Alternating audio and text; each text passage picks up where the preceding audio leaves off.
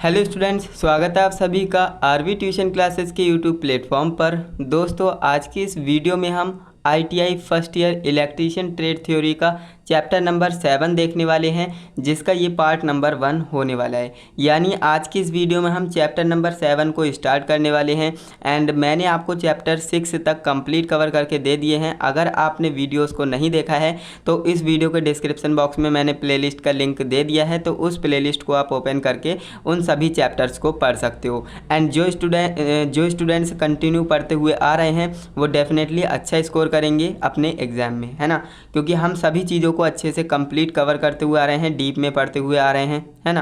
तो चलिए आज के इस चैप्टर को हम शुरू करते हैं। तो जो आपका चैप्टर नंबर 7 है, चुंबकीय पद एवं विद्युत चुंबकत्व, इसका नाम क्या है?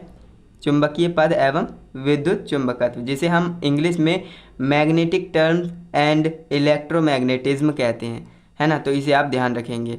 तो इस चैप्टर में आपका जो है वेटेज काफ़ी ज़्यादा रहता है आपके सीबीटी एग्ज़ाम में, तो इस चैप्टर को आपको अच्छे से पढ़ना है एंड मैं आपको बिल्कुल अच्छे से पढ़ाऊँगा जिससे कि आपका एक भी क्वेश्चन ना छूटे, है ना। तो चलिए हम इस चैप्टर को शुरू करते हैं। तो जैसे कि आपको इस चैप्टर के नाम से ही पता लग रहा होगा कि हम इसमें जो है चुंबक के बारे में पढ़ने वाले हैं। चुंबकीय पद पढ़ेंगे, यानी चुंबकीय जो मैग्नेटिक टर्म्स होती हैं वो हम पढ़ेंगे, है ना। और विद्युत चुंबकत्व क्या होता है, इलेक्ट्रोमैग्नेटिज्म, है ना, वो हम पढ़ेंगे अच्छे से। तो चलिए शुरू करते हैं। तो यहाँ पर आप देख सकते हैं सबसे पहला हमारा जो है क्वेश्चन है कि चुंबकत्व वाहक बल क्या होता है ना। चुंबकत्व वाहक बल क्या होता है? जैसा कि आप जानते हैं कि भाई वैद्युत वाहक बल भी होता है, तो वैद्युत वाहक बल जैसा होता है ना, वैसा ही आपका जो है चुंबकत्व वाहक बल भी होता है। इसके बारे में हम पढ़ लेते हैं। चुंबकीय परिपथ में चुंबकीय फ्लक्स को स्थापित करने वाला बल चुंबकत्व बल कहलाता है ना। क्या कहा मैंने? चुंबकीय परिपथ में, है ना, कोई मैग्नेटिक सर्किट होगा, है ना, मैग्नेट वाला क्या होगा, सर्किट होगा, जिसमें कि चुंबकीय फ्लक्स जो है स्थापित हो रहा होगा, है ना। जो चुंबकीय फ्लक्स है उसे स्थापित करने वाला जो बल होगा उसी को हम क्या कहेंगे? चुंबकत्व वाहक बल कहेंगे। क्लियर है? बिल्कुल क्लियर है। यह किसी परिपथ में टर्न की संख्या तथा प्रवाहित धारा के गुणनफल के बराबर होता है। क्या बोला मैंने? देखिए, सबसे पहले आपको ये समझना है कि चुंबकत्व वाहक बल क्या होता है। चुंबकीय परिपथ, कोई भी एक मैग्नेटिक सर्किट होगा, उसमें जो है चुंबकीय फ्लक्स को स्थापित करने वाला जो बल होगा, जो फोर्स होगा, जो कि चुंबकीय फ्लक्स को स्थापित कर रहा होगा, है ना, तो उसी को हम क्या कहेंगे? चुंबकत्व वाहक बल कहेंगे। अब यहाँ पर आपको ध्यान देना है कि किसी परिपथ में कोई भी एक सर्किट होगा जो कि चुंबकीय सर्किट होगा, उसमें जो है क्या है? टर्न की संख्या, है ना, जो आप टर्न लपेटे होंगे उसकी जो है संख्या, और उसमें जो है प्रवाहित धारा, उसमें कितनी धारा प्रवाहित हो रही है। तो आपको करना क्या है? टर्न की संख्या और प्रवाहित धारा का गुणनफल, यानी दोनों को मल्टीप्लाई कर देना है, तो वो जो है किसके बराबर हो जाएगा? वही जो है चुंबकत्व वाहक बल के बराबर हो जाएगा। और इसे हम FM से डिनोट करते हैं, इस बात को भी आप ध्यान रखेंगे, यानी मैग्नेटिक फोर्स। चुंबकत्व वाहक बल यानी मैग्नेटिकल फोर्स, है ना, तो मैग्नेटिक फोर्स FM, इसे हम FM से डिनोट करते हैं, इस बात को आप ध्यान रखेंगे। तो इसका एक फॉर्मूला क्रिएट हो जाता है, FM बराबर N इंटू आई। क्या होता है? FM बराबर N इंटू आई। तो यहाँ पर आपको ध्यान देना है कि ये जो है आपके एग्जाम में भी पूछ सकता है कि चुंबकत्व वाहक बल का फॉर्मूला क्या होता है। तो आप ध्यान रखेंगे FM बराबर N इंटू आई होता है, जहाँ पर N क्या है? नंबर ऑफ टर्न्स हैं, जो कि मैंने आपको बताया, आप जो है तार को कितनी बार लपेटे रहेंगे तो वो है नंबर ऑफ टर्न्स। एंड उसमें जो है सर्किट में, इलेक्ट्रिकल सर्किट में कितनी धारा प्रवाहित हो रही है, कितने एम्पियर का करंट प्रवाहित हो रहा है उसमें, वो, है ना। तो आपको करना क्या है? दोनों को मल्टीप्लाई कर देना है, तो वो जो है विद्युत चुंबकत्व वाहक बल के बराबर हो जाएगा। ओके, तो उम्मीद करता हूँ आपको ये अच्छे से समझ में आया होगा। एंड इसके बाद हमारी जो है नेक्स्ट हमारी मैग्नेटिक टर्म है, जो कि है चुंबकशीलता, है ना, चुंबकशीलता। इसके बारे में हम पढ़ लेते हैं कि आखिर चुंबकशीलता क्या होती है, इसका क्या फॉर्मूला होता है ना। इसका भी एक फॉर्मूला होता है, वो भी मैं आपको बताऊंगा, देखिए सॉरी। तो यहाँ पर देखिए, चुंबक के चुंबकत्व वाहक बल का मान स्थिर रहे तो चुंबकत्व फ्लक्स घनत्व चुंबकीय क्षेत्र सामर्थ्य का अनुपात चुंबकशीलता कहलाता है। मुझे पता है ये आपके ऊपर से बाउंस करके गया है, कुछ भी पल्ले आपके नहीं पड़ा है, तो मैं आपको जब समझाऊंगा तो डेफिनेटली आपके पल्ले भी पड़ेगा, है ना।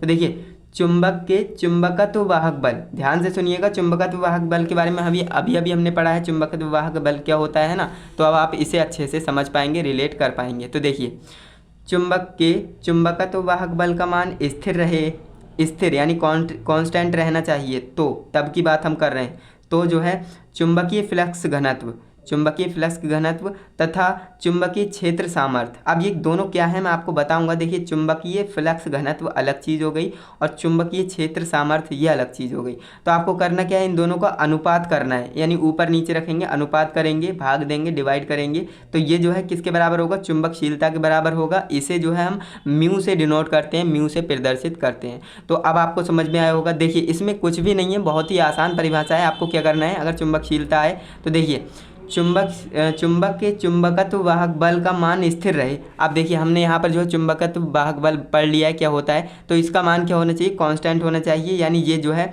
एक स्थिर रहना चाहिए, कांस्टेंट होना चाहिए, परिवर्तित नहीं होना चाहिए।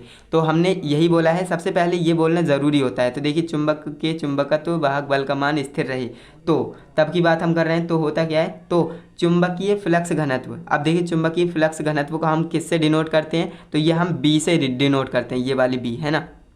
और चुंबकीय क्षेत्र सामर्थ्य, अब चुंबकीय क्षेत्र सामर्थ्य क्या होता है, तो इसे हम एच से डिनोट करते हैं। ये आपने 11th-12th में पढ़ लिया होगा, टेंथ में तो नहीं है, 11th-12th में आपने इन्हें अच्छे से पढ़ा होगा, है ना। तो यहाँ पर आप देखिए चुंबक जो मैंने आपको बताया है, चुंबकीय फ्लक्स घनत्व जिसे हम बी से डिनोट करते हैं, और चुंबकीय क्षेत्र सामर्थ्य, है ना। तो इन दोनों का अनुपात कर देंगे, बटा लगा देंगे, यानी भाग कर देंगे। तो ये जो है किसके बराबर हो जाएगा, चुंबकशीलता के बराबर हो जाएगा।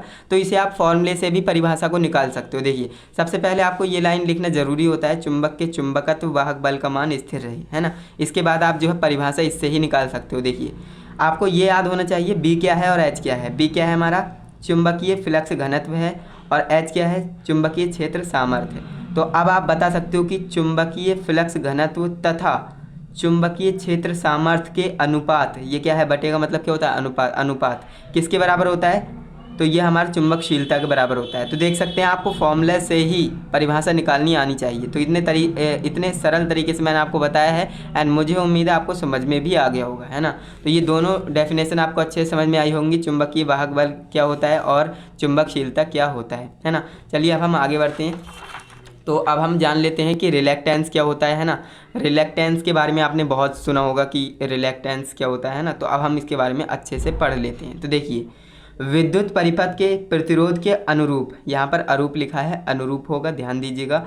तो विद्युत परिपथ के प्रतिरोध के अनुरूप चुंबकीय परिपथ में चुंबकीय फ्लक्स के मार्ग में उत्पन्न हुई बाधा को क्या कहते हैं, रिलैक्टेंस कहते हैं। अब देखिए आपने वो प्रतिरोध के बारे में पढ़ा है, प्रतिरोध की परिभाषा क्या कहती है, विद्युत धारा के मार्ग में रुकावट पैदा होना, है ना। तो वो क्या कहलाता है, प्रतिरोध। ठीक इसी तरह से आप कह सकते हैं कि वो विद्युत परिपथ के प्रतिरोध के अनुरूप, है ना, चुंबकीय परिपथ में चुंबकीय फ्लक्स के मार्ग में क्या होगी, जो बाधा उत्पन्न होगी उसे हम रिलैक्टेंस कहेंगे। क्लियर है, बिल्कुल आपको समझ में आया होगा। इसे हम आरएम से दर्शाते हैं, आरएम से प्रदर्शित करते हैं। ओके, तो आपको ये ध्यान रखना है, आरएम मतलब रिलैक्टेंस मैग्नेटिक, है ना। तो आप समझ सकते हैं आरएम से प्रदर्शित करते हैं। इसका मात्रक क्या होता है, ए टर्न प्रति वेबर, ए टर्न प्रति वेबर होता है। तो इसे आप ध्यान रखेंगे। ए क्या है, एरिया है ना। तो ये तो आप जानते हैं ना, बिल्कुल जानते हैं। अब देखिए आरएम बराबर क्या हो जाएगा, एल बटे mu naught into mu R into A, है ना। तो ये आपको समझ में आया, आर एम बराबर एल अपॉन क्या हो जाएगा, mu naught into mu R into A. तो ये आपका नॉर्मल फॉर्मूला है, इसे आपको याद ही करना पड़ेगा, है ना। इससे आप परिभाषा नहीं बना सकते, थोड़ा कॉम्प्लिकेटेड है बट आपको याद रखना पड़ेगा, क्योंकि हो सकता है आपके एग्जाम में आ जाए, तो आप याद कर लेना। बाकी आपको मैं न्यूमेरिकल कराऊंगा तो आप आसानी से इन चीज़ों को समझ पाएंगे। इसके बाद हम पढ़ लेते हैं एक और नया टॉपिक, जो कि है चुंबकीय क्षेत्र की तीव्रता। अब देखिए हमने चुंबकशीलता भी पढ़ लिया है ना, चुंबकीय फ्लक्स घनत्व इनके बारे में भी पढ़ लिया। अब हम चुंबकीय क्षेत्र की तीव्रता के बारे में पढ़ेंगे, है ना। विद्युत क्षेत्र की तीव्रता तो आपने पढ़ रखी होगी 11th-12th में, लेकिन आज की इस वीडियो में हम चुंबकीय क्षेत्र की तीव्रता के बारे में बात कर रहे हैं, है ना।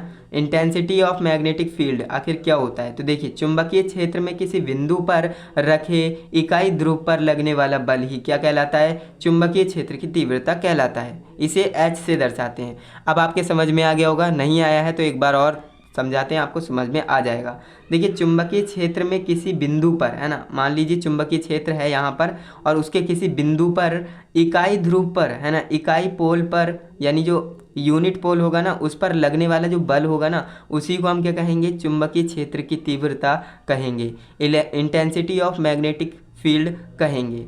क्लियर है। और इसे हम जो है एच से डिनोट करते हैं, ये भी आप ध्यान रखेंगे। तो काफ़ी आसान परिभाषा है, आपको समझ में भी आ गई होगी। तो यहाँ पर आप देखिए एच बराबर N into I upon L, H equal to N into I upon L. तो ये आपको समझ में आया। एन क्या है, नंबर ऑफ टर्न्स है। आई क्या है, आपका जो है कितने एम्पियर की धारा आ रही है वो है ना, इलेक्ट्रिक करंट है। एल क्या है, लेंथ है ना। तो ये सारी चीज़ें आपको ध्यान होनी चाहिए। फॉर्मूले के आपको जो है ये पता होना चाहिए क्या क्या टर्म यूज हो रही है, एंड उनका नाम भी आपको पता होना चाहिए, जैसे एन क्या है, आई क्या है, एल क्या है ना। तभी आप रिलेट कर पाते हो, चीज़ों को अच्छे से समझ पाते हो। धारण शक्ति, अब हम बात कर लेते हैं भैया धारण शक्ति क्या होती है ना। धारण शक्ति, किसी चीज़ को धारण कर लेना, है ना। तो ये तो आप जानते हैं ना। तो यहाँ पर आप देखिए इसी तरह से आपको समझना है, चुंबक का चुंबकीय बल हटा लेने पर, है ना, चुंबक का चुंबकीय बल हटा लेने पर चुंबकत्व शेष बचता है। अब देखिए चुंबक का अगर हम चुंबकीय बल हटा लेंगे तो चुंबकत्व शेष बचेगा, बहुत कम बचेगा। उसे जो है रेंज डुअल मैग्नेट कहते हैं, रेंज डुअल